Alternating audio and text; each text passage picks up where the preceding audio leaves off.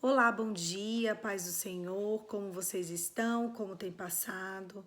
Hoje é dia de Atos 9, a conversão de Saulo. Enquanto isso, Saulo ainda respirava ameaças de morte contra discípulos do Senhor. Dirigindo-se ao sumo sacerdote, pediu-lhe cartas para as sinagogas de Damasco, de maneira que, caso encontrasse ali homens ou mulheres que pertencessem ao caminho, pudessem levá-los preso para Jerusalém. Em sua viagem, quando se aproximava de Damasco, de repente brilhou ao seu redor uma luz vinda do céu. Ele caiu por terra e ouviu uma voz que dizia: Saulo, Saulo, por que você me persegue? Saulo respondeu: Quem és tu, Senhor? E ele falou: Eu sou Jesus a quem você persegue. Levante-se e entre na cidade. Alguém lhe dirá o que você deve fazer.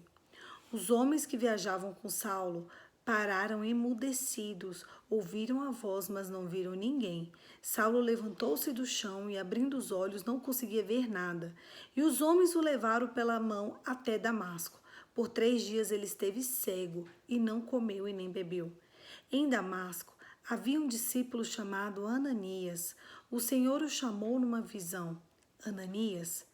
Eis-me aqui, Senhor, respondeu ele. Senhor lhe disse: Vá à casa de Judas, na rua chamada direita, pergunte por um homem de Tarso chamado Saulo.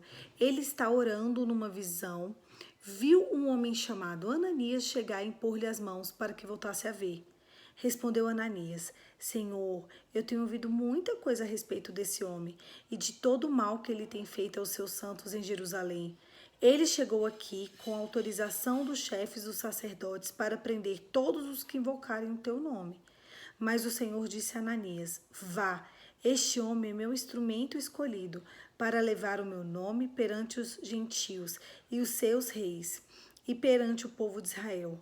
Mostrarei a ele o quanto ele deve sofrer pelo meu nome. Então Ananias foi, entrou na casa, impôs-lhe as mãos sobre Saulo e disse: Irmão Saulo, o Senhor Jesus, que lhe apareceu no caminho por onde você vinha, enviou-me para que volte e seja cheio do Espírito Santo. Imediatamente, algo como escamas caiu de seus olhos e Saulo passou a ver novamente. Levantando-se, foi batizado e logo depois de comer, recuperou-se as forças. Saulo em Damasco e em Jerusalém. Saulo passou vários dias com os discípulos em Damasco. Logo começou a pregar nas sinagogas que Jesus é o Filho de Deus. Todos os que ouviam ficavam perplexos e perguntaram: Não é ele o homem que procurava destruir Jerusalém, aqueles que invocavam este nome? E não veio para cá justamente para levá-los presos os chefes dos sacerdotes? Todavia, Saulo fortalecia-se cada vez mais e confundia os judeus que viam em Damasco, demonstrando que quem é Jesus Cristo. Decorrido muitos dias, os judeus decidiram de comum acordo matá-lo, mas Saulo ficou sabendo do plano deles. Dia e noite, eles vigiavam as portas da cidade a fim de matá-lo. Mas os seus discípulos levantaram de noite e o fizeram descer no cesto através de uma abertura na muralha. Quando chegou em Jerusalém, tentou reunir-se aos discípulos, mas todos estavam com medo dele. Não acreditavam que fosse realmente um discípulo. Então Barnabé o levou aos apóstolos e lhe contou como, no caminho, Saulo vira o Senhor que lhe falara e como em Damasco, e ele havia pregado corajosamente em nome de Jesus. Assim, Saulo ficou com ele e andava em liberdade em Jerusalém, pregando corajosamente em nome do Senhor. Falava, discutia com os judeus na fala grega, mas esses tentavam matá-lo. Sabendo disso, os irmãos levaram ele para Cesareia e o enviaram para Tarso. A igreja passava por um período de paz em toda a Judéia, Galiléia e Samaria. Eles se edificavam e encorajavam pelo Espírito Santo, cresciam em número e vivendo em temor do Senhor. Enéas e Dorcas. Viajando por toda parte, Pedro foi visitar os santos que viviam em Lídia. Ali encontrou um paralítico chamado Enéas, que estava acamado fazia 8 anos, e disse-lhe Pedro: Enéas, Jesus Cristo vai curá-lo. Levante-se e arrume sua cama. Ele levantou imediatamente, e todos os que viam em Lídia e Sarona o viam e converteram-se ao Senhor. Em Jope havia uma discípula chamada Tabita, que em grego é Dorcas, que se dedicava a praticar boas obras e dar esmolas. Naquele dia ela ficou doente e morreu, e o seu corpo foi levado e colocado no quarto andar superior.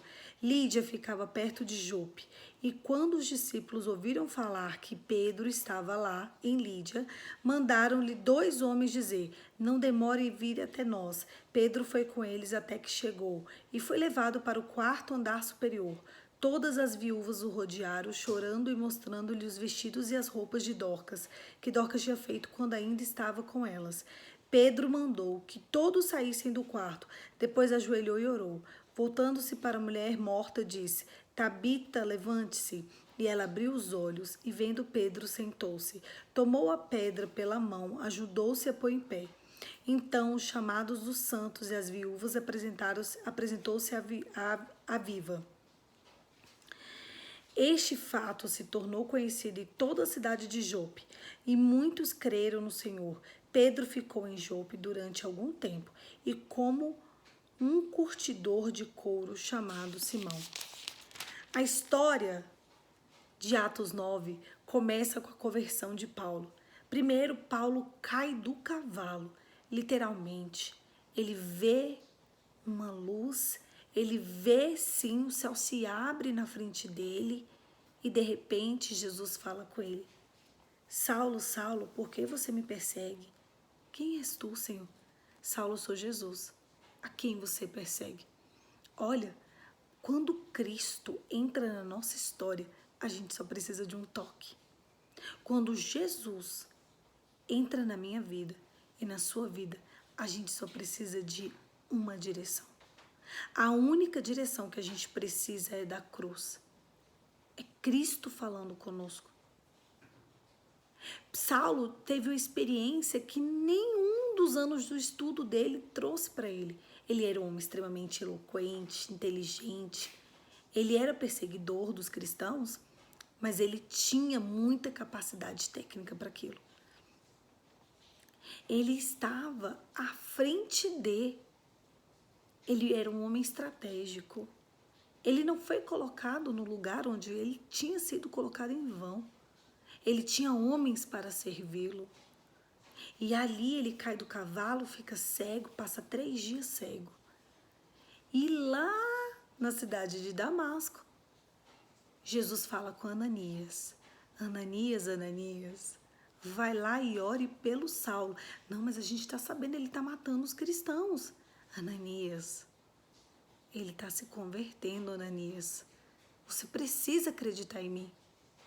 A segunda prova de que Jesus precisa falar só uma vez é Ananias. Quantas vezes Jesus falou com Saulo para que ele entendesse quem ele era em Deus? Uma. Quantas vezes Jesus teve que falar com Ananias para ele largar todo o preconceito do coração dele e ir lá acudir Saulo? Uma. Então a gente segue, Ananias ora, ele começa a ver, e ali ele se converte, ele se batiza, ele toma a decisão dele. Sabe, eu fico vendo os cristãos hoje em dia, não, olha, não sei, vou passar aí 10 anos indo para a igreja, quem sabe, talvez.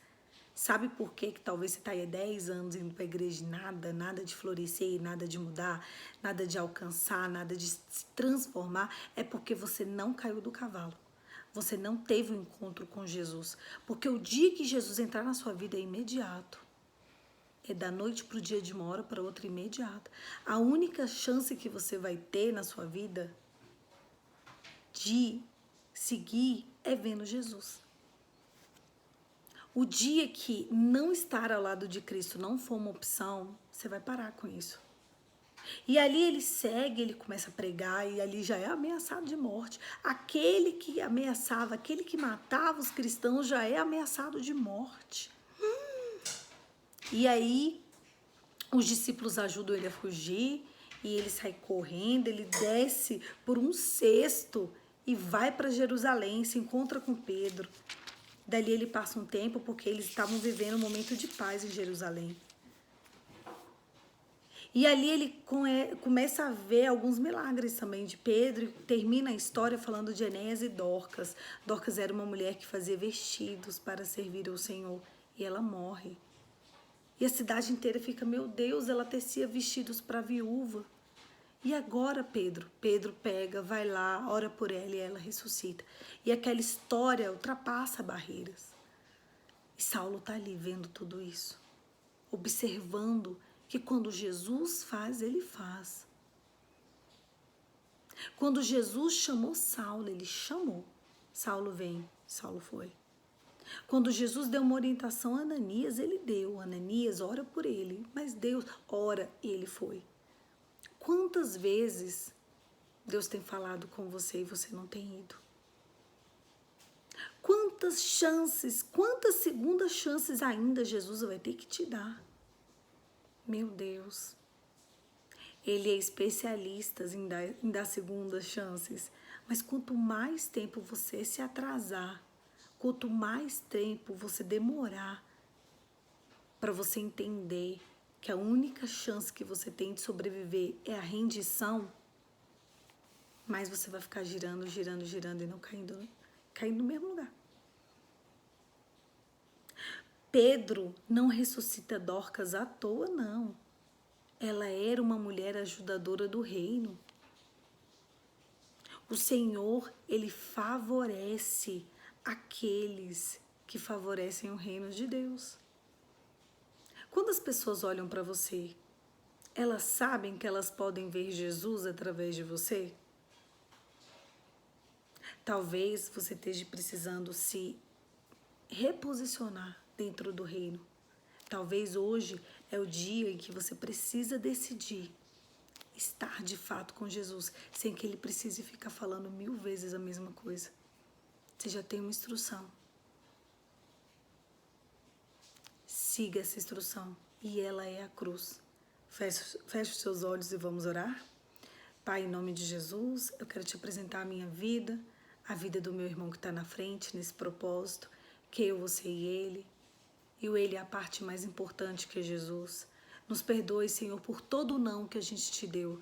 E que a partir de hoje, da nossa boca, só saia sim.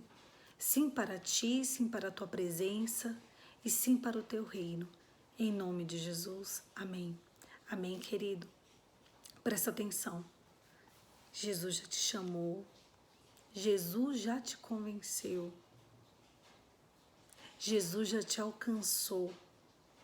Ele só precisa que você se renda ao reino de Deus, se renda à glória de Deus. Existem coisas sobrenaturais que Deus quer fazer em você e através de você e por você. Existem pessoas que só vão ser alcançadas depois que você se reposicionar no reino. E hoje é o dia de que eu e você possamos sim nos reposicionar no reino de Deus. Jesus não precisa falar 2, 3, 4, 5, 6 vezes. A obediência, ela precisa de ser imediata. Imediata e abundante. Hoje é o dia que Cristo espera o seu sim. E aí, você está disposto a entregar o seu sim para o Senhor? Para de ficar rodando, porque se aí você está caindo no mesmo lugar. Hoje é o dia que o reino de Deus está te chamando, vem, filho. Um beijo, fique com Deus e até amanhã.